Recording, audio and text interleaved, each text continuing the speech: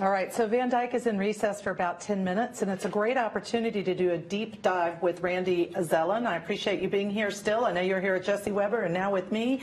All right, let's talk about first what the judge just said. Denied. What did he base that on? You mentioned on the break weight versus admissibility. Correct.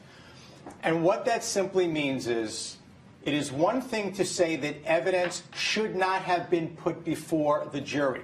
That is the question of admissibility, as opposed to what weight did the jurors give a certain piece of evidence. And here what the judge basically said was, there's no evidence that should not have come in. There was no evidence that was improper. So we don't have a question of admissibility. So now it's simply a matter of weight. And there, oftentimes, a judge simply says, I'm going to defer to the jurors. And the jurors gave whatever appropriate weight they decided to give. So from a purely technical standpoint, the judge gave a very quick decision, which we knew as soon as the judge said, I'll give you my ruling now. I mean, as a defense attorney, your heart sinks. Because it's rare that a judge has already made up his or her mind in your favor and is about to toss a trial out without thinking about it, without contemplating it, and probably without issuing a written decision after a lot of careful thought. So let me ask you this, devil's advocate, because I believe in our justice system and the jury system, and quite frankly, that is the jury's role, to consider the admissibility, the weight of the evidence, and determine how much they're going to base on which witness's testimony. So I think that's the right outcome to say, listen, that's the jury's job. They had all the evidence. They did their job. Do you agree or disagree with the judge's finding in this particular aspect of the motion? I agree with it, and I agree with it for a very practical reason. As you just indicated, you have the duality of roles in a trial. You have the judge, who is the trier of the law. The judge is the one who instructs the jurors on the law. The jurors apply that law. They are the triers of the facts. They determine what facts and what weight to give certain facts in determining whether or not the prosecution has met its burden of proof to prove guilt beyond a reasonable doubt.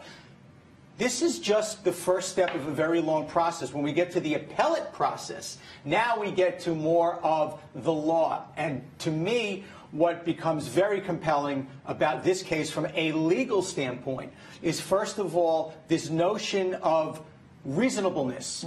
Was the officer reasonable in his belief that he was protecting someone else, where you have a defendant, or what he thought was a defendant, a bad person, with a knife, walking towards what he believed to be a populated area, behaving erratically? So at that point, was his belief reasonable that he needs to step in and use deadly force to stop someone else from getting hurt? Now, if the officer believed that he was the one in danger, you get into this whole debate over the 21-foot rule, which is called the Tuller, I think I'm pronouncing it right, after a police officer who did a number of drills and determined 21 feet, you do not have time as a police officer to draw your weapon and defend yourself. So the question is that something that should have come in to this trial as a matter of law?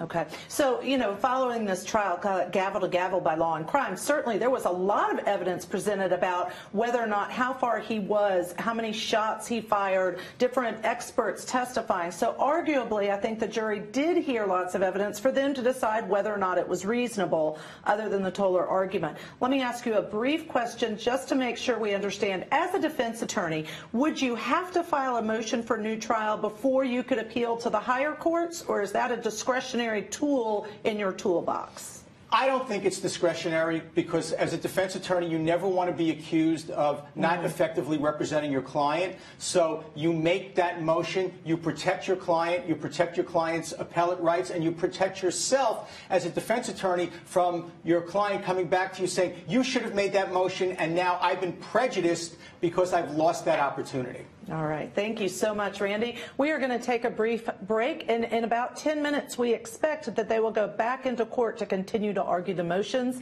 in the Van Dyke case.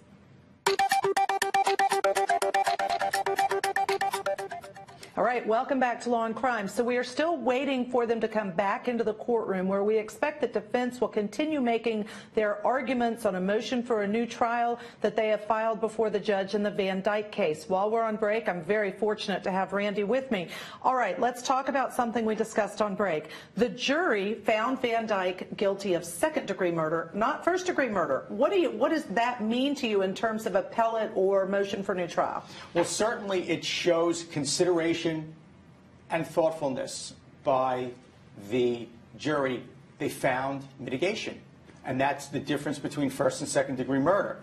The mitigation being either that the officer, his belief was not reasonable, so they considered, was it reasonable? And they said, no, it wasn't, but they found it to be mitigating to bring it down to second. Or they could have determined that first shot, second shot, 10th shot, 16 shots, this officer is acting out of what we would call heat of passion, which is another mitigating circumstance to bump first-degree murder to second-degree murder. So that thoughtfulness and that consideration certainly was in the judge's mind on the matter of a new trial. When we get to the appellate process, that's more of a legal issue. So now we're going to get into the matter of, was the judge's jury instruction on self-defense either of the officer or of another, was it appropriate? And certainly to the extent that we have this notion of the 21-foot rule, the Toller drill, whether or not that should have been a legal issue.